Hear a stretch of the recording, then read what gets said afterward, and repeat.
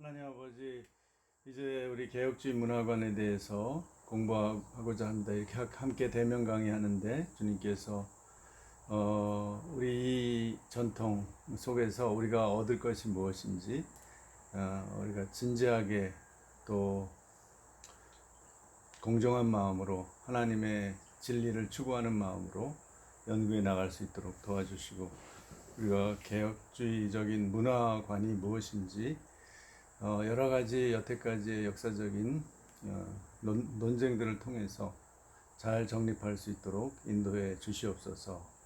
오늘 시작하는 시간이오니 주님 마치는 시간까지 주님의 은혜 간구합니다. 예수님의 이름으로 기도합니다. 아멘. 네, 지금이 50분에 시작하면은 40분 정도 하면 30분에 11시 30분에 하고 좀 쉬었다가 이제 12시 반까지 하게 됩니다. 자, 먼저 우리가 지난주까지 일반 은혜를 쭉 훑어봤죠. 다 읽으셨어요? 네? 이거를 다 이렇게 훑어본다는 게 그냥은 힘들어요. 이거 워낙 두께가 있어서 엄두를 못 내요. 저도 사다 놓은 지 벌써 몇 년 됐는데, 그런데 역시 수업이 있으니까 할 수 없이라도 읽게 되는 거죠. 그러면서 좀 정리를 됐어요. 그러니까 이게 책을 읽은 것과 안 한 것의 그 수업의 효과는 굉장히 달라요. 이게 내 것이 되려면 내가 직접 줄쳐가면서 읽어야 돼요. 이런 거는 그냥 지나가 버려요. 뭐 이렇게 좀 이해는 되는 것 같은데 내가 내 것이 아니에요. 이건 남의 것이야. 아셨죠? 공부는 책을 읽어서 이렇게 자기가 써머리하고 그걸 가지고 아규먼트를 진행하는 그게 연구예요. 학문이에요, 그게. 그래서 내가 어떤 하나의 입장을 따르더라도 어떤 근거에서 내가 이유에서 따르느냐, 그걸 분명히 제시할 수 있어야 돼요. 또 이제 논쟁이 많이 있으니까 논쟁들을 이렇게 연구하다 보면 하나의 그 절충안이 또 생기잖아요. 이쪽에서 뭐는 이쪽이 틀렸고 어떤 점은 이점이 좋고 어떤 점은 이점이 좋고, 그래서 그걸 나름대로 절충해서 소위 이제 변증법적 종합이죠. 거창하게 말하면 그게 학문의 역사거든요.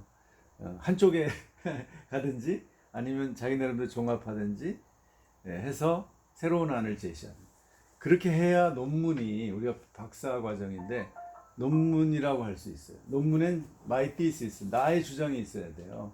그냥 누구 카이퍼의 일반으로는 쫙 정리해 놓고 멋있게 아주 잘 정리해 놓고 논문이다 그러면 논문이 아니에요. 이건 학문 연구가 아니에요. 항상 그걸 연구해서 내가 카이퍼의 어떤 점이 좋고, 그런데 약점이 없을 수 없거든요. 이 사람만 있는 게 아니잖아요. 또 이 사람 비판하는 사람도 있으면 당연히 우리는 그걸 검토해 봐야 돼요. 아무리 카이퍼주의자, 카이퍼리안이라고 해도 카이퍼가 비판받았으면 왜 비판받았는지 우리가 진리를 탐구하는 마음으로 연구해서 그거를 반박을 어떻게 하느냐. 그럼 반박한 게 내 거예요. 새롭게 반박하는 거. 그러니까 꼭 책을 결국 읽는 수밖에 없어요. 학문이라는 것은 책을 읽고 잘 정리하고 그 다음에 그걸 가지고 이제 다른 주장과 비교시키면서 자기가 왜 나는 그래도 카이퍼하고 스킬더하고 이렇게 논쟁을 쭉 검토해 보니까 그래도 이런 점이 낫다. 결국 핵심은 일반 은혜, 일반 은총을 인정할 것이냐 안 할 것이냐, 그게 좀 차이 나거든요. 공통점은 다 굉장히 많아요. 같은 그 네덜란드 개혁교회, 더 보수적인 네덜란드 개혁교회 출신이기 때문에 당연한 거죠. 그러나 그 미묘한 차이 때문에 교파가 갈라지고, 지금 소위 작은 깜펜이라고 있죠. 총신하고 고신에서 가는 작은 깜펜. 우리 김병국 교수님 거기 나왔어요. 작은 깜펜이 스킬더가 만든 거예요. 그래서 그래도 거기가 네덜란드 개혁교회에서 우리와 색깔이 좀 비슷한 보수 신학을 견지하고 있는 거예요. 그러지 않고 이 큰 깜펜이나 암스테르담 자유대학 신학은 이제 장신 정도를 이제 더 나가죠. 신학이 달라졌어요. 그러니까 한편으로는 스킬더에게 우리가 고맙다고 해야 되고요. 또 한편으로는 또 과연 그의 주장이 얼마나 타당성이 있는지 이렇게 검토를 해봐야 되죠.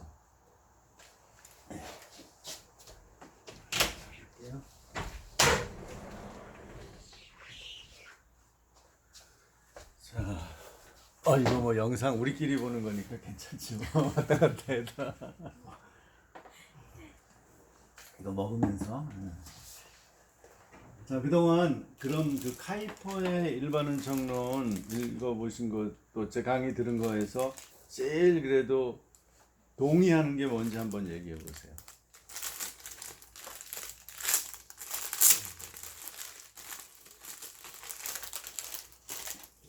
네, 먼저. 아니 그냥 저는 카이퍼의 그런 어떤 대부분의 생각에 대해서 동의가 익숙한데 예. 그래도 딱 들어서 어떤 그러니까 뭐 주장이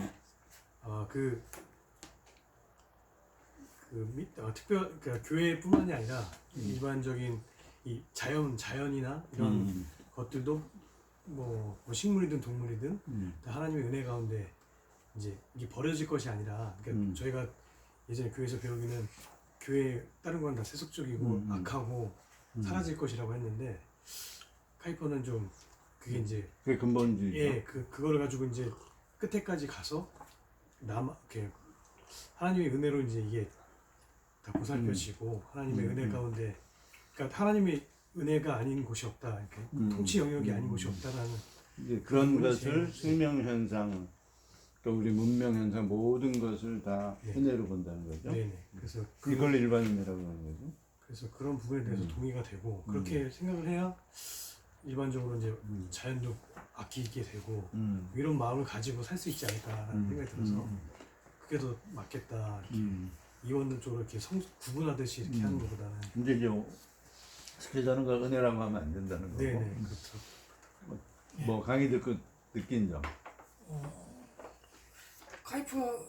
카이퍼를 일단은 깊이 있게 저는 아직은 공부를 못했어요. 근데 이제 카이퍼 그 책을 좀 더 읽어보고 이렇게 얘기를 해야 될 텐데 아직은 그러지 못했는데 일반 은총에 대한 일반 계시에 대한 일반 은혜에 대한 관점은 기본적 관점은 그 장로 신학이나 기존의 그 개혁주의 교단의 접근법이랑 비슷해요. 그 다른 게 없어요 제가 볼 때는. 어디 학교요? 아니 장로교단. 일반 장로교단. 일반 계시는 기본적으로 공동 계시죠 당연히. 그건 안 믿는 사람까지 주시는 거고.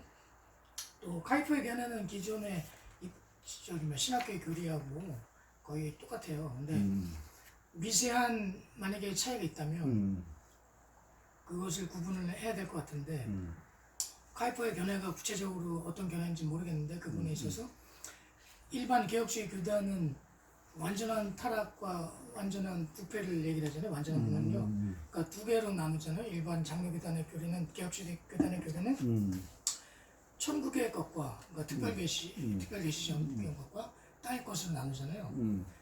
그 신령한 것을 아는 지혜는 선악과를 따먹은 이후에 완전히 부패했고 그거는 알 수가 없고 구원받지 못하면 알 수가 없고 그러나 이제 천주교 교리 같은 경우는 천주교나 그 펠라기안주의자들 같은 경우는 천주교 교리 토마스 아퀴나스 대표적인 거는 그 신령한 지혜의 지식을 아는 것이 타락을 했는데 일부만 타락을 했고 일부는 남아있다고 보는 거고 펠라기오스주의는 신령한 지혜와 지식을 아는 것 자체도 타락하지 그러니까 완전히 보존이 됐다.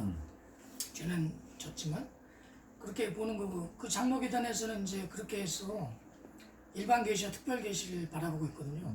근데 카이퍼가 과연 토마스 아퀴나스처럼 신령한 지혜의 일부만을 상실했다고 보는 건지 아니면 저희 장로교단처럼 완전히 그 특별 계시에 대해서 구원받지 못하면 완전히 이해할 수 없다고 보는 건지 그것을 그 각도로서 이제 일반 계시를 바라볼 때 해석이 달라지고 기독교의 문화나 기독교 세계관을 구성하는 게 판이하게 기독교와 천주교의 교리가 나뉘듯이 판이하게 달라지거든요. 그 부분에 대해서 강의 내용을 듣고서 느꼈던 거는 약간은 천주교 쪽에 가까운 게 아닌가. 어떤 점에서 그렇게? 어떤 주장? 일반 계시는 우리들도 인정하는 거고. 이제 일반 여기서 계시란 말 안 쓰고 은총이라고 하죠. 은총? 사실 이제 계시와 은총 관계는 계시는 하나님 편에서 이렇게 주는 게 계시잖아요. 자기를 드러내는 거. 그 드러내는 하나님의 계시가 우리에게 임해서 우리에게 은혜가 될 때, 그때 이제 일반 은혜라고 하는 거죠. 그러니까 이게 이 거울의 양면 같아요. 그거에 대해서 뭐 명확한 논증은 이렇게 잘 못 찾아보는데 하여튼 칼빈은 은혜라는 말도 썼지만 계시라는 말 많이 썼죠. 근데 결국은 거의 연결된다고 보면 되는데 이분은 특별 계시와 일반 계시를 그러니까 인정 두 배 딱 구별하는 거죠. 그래서 특별 계시는 구원의 계시고 계속해서 얘기하죠. 일반 계시는 일반 사람들에게 멸망하지 않도록 악을 억제하고 문명을 발전시켜주는 그런 은혜다. 이렇게 그런 두 가지로 딱 나누죠. 예, 칼빈하고 견해는 그거는 같아요. 칼빈의 견해는 하늘의 지와 지금 상실했는데 이제 안 믿는 사람도 역사가 흘러야 되잖아요. 하나님이 작정하신 역사가 창세기부터 요한계시록까지 그것을 이어주는 그 일반 계시는 일반 커먼 그레이스는 칼빈의 견해하고 같아요. 그런데 선을 행했을 때 그 칼빈의 견해는 어떤 선을 안 믿는 사람들이 했어도 그것이 하나님의 강제력일 수 있다. 그러니까 우리가 선한 동기로 하는 것이 아니라 안 믿는 사람 같은 경우는 타락을 했는데 그렇죠. 선할 수 없는데 하나님께서 역사를 지탱하시기 위해서 강제력으로 할 수 있다 이런 견해인데 카이퍼의 그 커먼 그레이스적 관점이 뭔지를 정확히 모르겠어요. 그러니까. 예, 제가 볼 때는 뉘앙스는 뉘앙스는 어때요? 뉘앙스는 천주교 쪽 토마스 아퀴나스 자꾸 그러니까 그런 의심이 간다는 거죠. 의심이 가요. 혹시 그게 그냥 주관적인 느낌인지 아니면 어떤 개념이나 어떤 지적인 내용 어떤 점에서 그걸 일반 느꼈는지. 계시를 카이퍼는 너무 높게 평가를 하는 것 같아요. 높게 평가하기 예, 때문에 높게 평가를 굉장히 너무 부각시키기 때문에 예, 그렇죠. 특별 계시보다 특별 계시보다 높게 평가를 한 거 아닌데 특별 계시를 완전히 알 수 없다고 해야 되는데 믿지 않으면 선을 알 수도 없고 행할 수 없다고 해야 되는데 일반 계시를 통해서 하나님께서 역사를 이루기 위한 그런 작용을 가지고 그걸 개인적 선으로 이렇게 공로로 돌리는 경향이 있어요. 그러니까 아니 선이라는 게 뭐 일반적인 사람들이 말하는 도덕적인 선이에요? 아니면 하나님의 궁극적인 선이에요? 그러니까 일반적인 사람들이 어떤 믿지 않는 사람들이 도덕적인 행위를 했다 할지라도 그것을 하나님께서 역사를 이루기 위해서 강제적으로 그렇게 하시는 것이 본인의 어떤 선한 동기로 하는 것이 아니고 칼빈의 견해는 일반 은총은 커먼 그레이스라는 표현을 쓰던 일반 계시라고 하던 은총이라고 하던 간에 일반 계시는 악을 억제하는 소극적인 용도지 적극적으로 선을 억제하는 것이 아니다. 그렇게 해서 특별 계시 적극적으로 선을 억제? 아니, 그게 이제 지탱하는 것이 소극적인 아니다. 거고. 적극적으로 선을 선을 것이 이렇게 아니다. 막 선을 뭐 발전시키거나 더 불러일으키거나 그럴 수 없다. 일반 계시는 그냥 양심법으로서 보편적인 그래. 양심법으로서 악을 더할 수 있는데 악에 관용하면은 그 하나님의 구속사가 파괴될 수 있잖아요. 그래요. 그러니까 하나님께서 적정수는 선을 긋는 악을 덜 행할 수 자꾸 있도록 오래 얘기할수록 더 예, 혼란스러워져서 이제 우리가 포인트를 논점을 딱 명확하게 포인트는 잡아야 카이퍼는 되는데 제 그러니까 생각에 카이퍼가 지금 카이퍼의 어떤 의심을 갖는 이유가 카이퍼가 일반 계시를 너무 적극적으로 봤다, 일반 낙관적으로 계시를 봤다. 선의 도구로서 선의 도구로서 선의 도구죠, 뭐 선의 도구죠. 만약 악의 도구라면 일반 계시라고 안 하죠. 일반 계시 일반 은혜라고 우리가 일반 은혜로 통일합시다. 일반 은혜라고 안 하죠.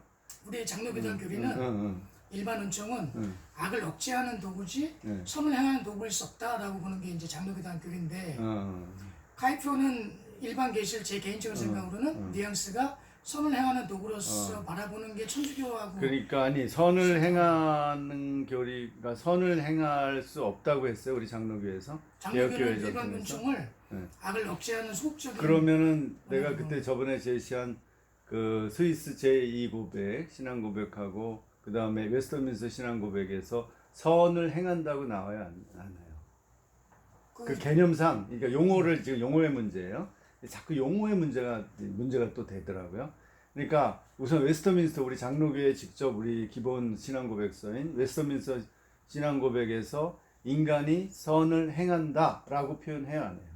그러니까 선을 행한다 할지라도 안 믿는 사람이 선을 행한다 할지라도 아니 그러니까 그런 긍정적 표현을 쓰죠. 그렇지만 그건 부패한 선이다 이렇게 나오죠. 제가 제시했잖아요.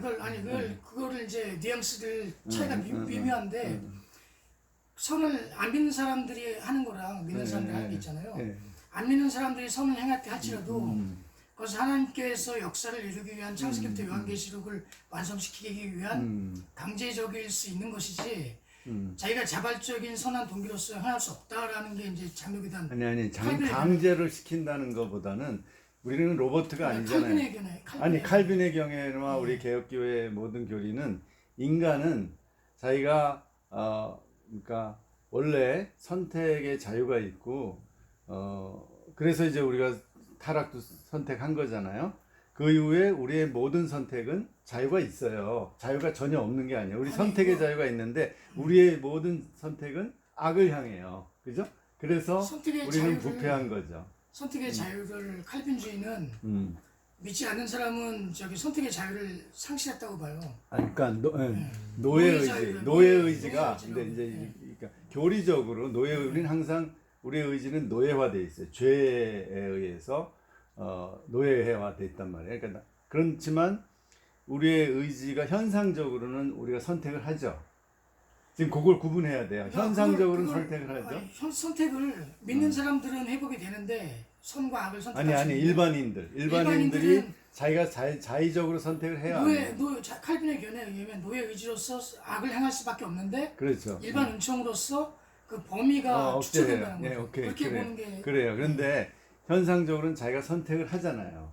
선택할 수 없다고 돼 있죠. 아니 선택을 하는데 그게 악을 선택하죠 항상. 예, 그거죠. 그러니까 왜냐하면 우리 예정론의 구조가 이중적이잖아요. 하나님의 예정과 인간의 행위 이 두 가지 차원에서 인간은 자기는 의지적으로 해요. 이제 우리가 의지와 어떤 사고와 의지가 없는 게 아니잖아요. 없어진 게 아니잖아요. 지정의가 자기는 선택을 하는데 이게 잘한 거라고 생각하고 하나님을 거부해요. 그죠? 무신론자들. 그런데 그게 이제 죄의 그 어떤 노예화된 노예의지의 결과죠. 그렇게 보는 거죠, 우리가. 이게 이제 어거스틴 때부터 예정론이잖아요. 그런데 이제 카이퍼로 돌아와서 카이퍼가 그 노예의지를 부정하느냐. 그래요? 부정하진 않죠. 우리가 모든 행위가 그게 좀 불분명하다 이죠. 모든 행위가 우리가 죄가 억제되지만 은혜에 의해서 그러나 결국 우리가 하는 행위는 결국은 하나님의 의에 도달하지 못해서 구원을 받을 수 없죠. 그죠? 그러니까 우리의 의지는 아무리 선을 추구해도 결국은 죄에 빠질 수밖에 없다. 그걸 카이퍼가 인정해야 하네요. 인정하죠. 그건 분명히 해야 돼요. 그래서 특별 은혜가 필요한 거예요. 만약에 그게 열심히 해서 노력해서 어떻게 하면 된다 그러면 특별 은혜가 필요 없죠. 일반 은혜의 연장으로서 이걸 잘 갈고 닦아서 최대한으로 웨슬리 표현으로 말하면 소위 완전 성화에 이르면 뭔가 된다. 그렇게 되면은 이제 특별 은혜가 필요 없거나 일반 은혜와 특별 은혜의 경계가 무너지거나 그렇잖아요. 그런데 카이퍼는 거기까지는 안 나간 것 같아요. 그죠? 네. 어떻게 보셨어요? 근데 이제 전 제일 궁금한 게 마지막 날에 마지막 이제 네네. 예수님 재림하실 때 일반 은혜로서 이제 세워진 뭐 예술이든지 건물이든지 이런 것들이 그것도 다른 문제예요. 이어져 간다고. 그건 종말론의 문제. 그건 다른 지금은 이제 문제. 구원론의 문제. 지금 측면이 다른데 그게 이제 논란거리죠. 그건 또 하나의 논란거리죠. 잠깐만요. 저기 뭐 물건 놓고 왔어요. 어떤 카이퍼도 꽤 큰 신학자이기 때문에 여러 가지 이제 측면들이 많잖아요. 그 사람 성령론도 또 있고 성령론도 얼마든지 논의할 수 있어요. 그 성령 그 책 있죠? 그 번역도 있어요. 우리 학교 옛날에 김혜영 교수님이라는 분이 그 번역해 놨어요. 그걸 이용하세요. 이거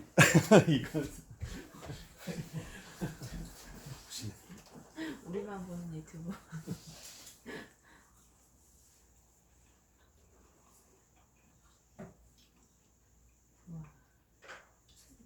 카이퍼가 굉장히 여러 측면이 있어요.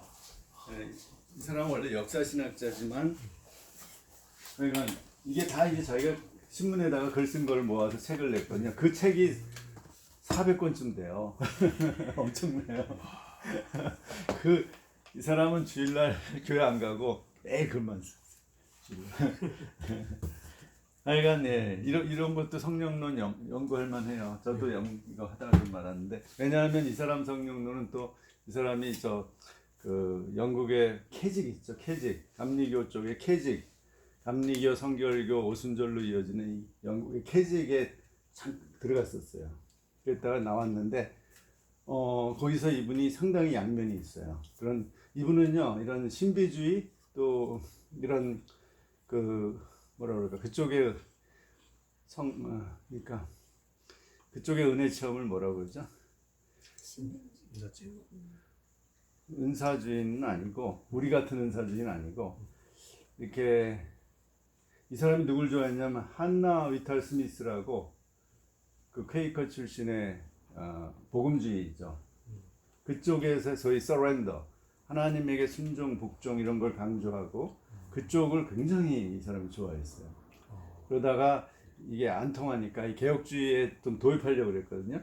그런 노력 한 1년 하다가 화란 사람들이 이걸 받아들이겠어요?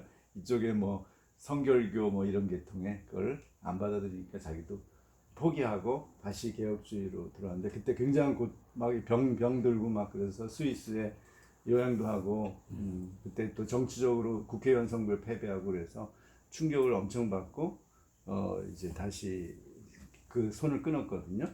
그렇지만 이 사람이 내면의 영성에서는 그쪽을 성결주의 있죠. 그런 쪽을 되게 추구했어요. 묘하죠. 그게 이 사람의 저는 굉장히 진정성이 있는 면이라고 생각해요.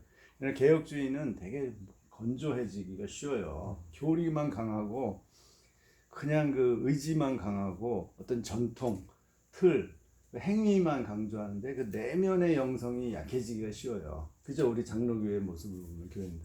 그것을 이 사람이 굉장히 갈급해했어요. 이 사람이 처음에 칼빈에게서 그걸 발견했거든요.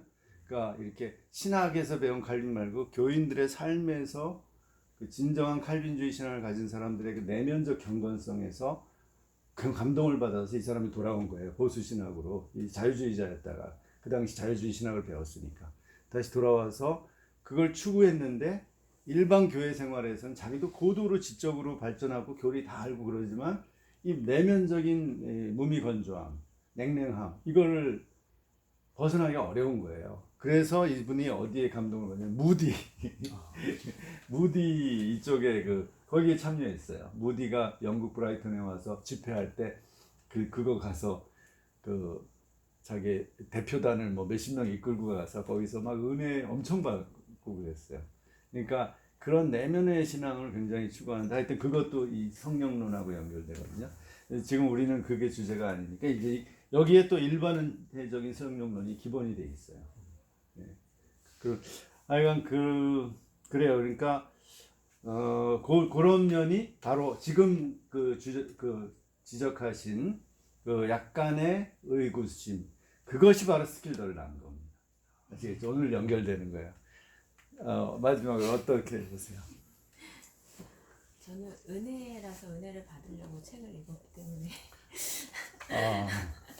무조건 은혜?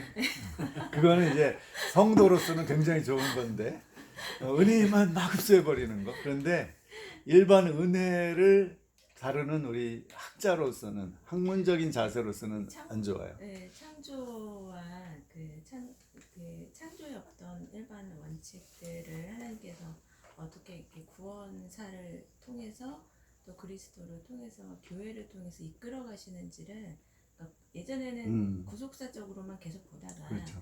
창조를 이렇게 중심으로 하는 관점으로 보니까 어떤 말이 이해가 되냐면요.